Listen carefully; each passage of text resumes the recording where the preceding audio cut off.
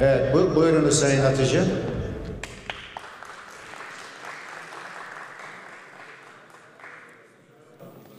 Teşekkür ederim Sayın Başkan. Sayın Grup Başkan Vekili, siz bir akademisyensiniz. İsterdim ki benim 10 dakikalık konuşmamda yaptığım eleştirilere cevap veresiniz.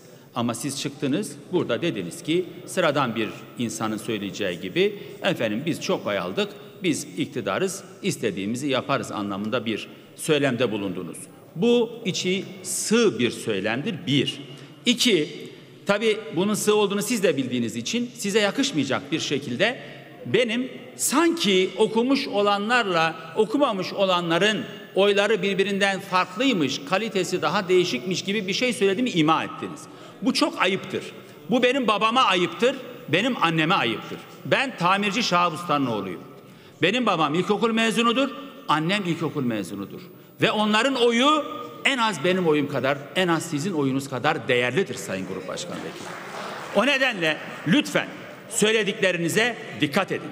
Ama siz çok haklısınız bunları söylemekte. Çünkü Sayın Cumhurbaşkanı da sizin gibi korku içerisinde. O da diyor ki, efendim siyasi olarak iktidar olmak başka şeydir. Sosyal ve kültürel iktidar ise bambaşka bir şeydir. Bütün zorbalıklarınıza karşı işte halkı sindiremediğinizi Cumhurbaşkanı da siz de burada itiraf ediyorsunuz.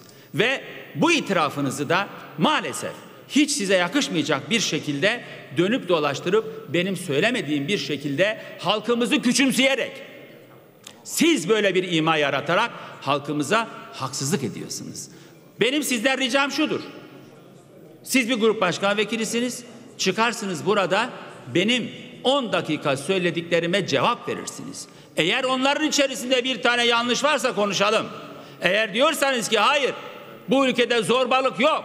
Hayır bu ülkede herkes istediğini söylüyor. O zaman sizle konuşuruz. Teşekkür ederim. Teşekkür ederim Sayın Atıcı.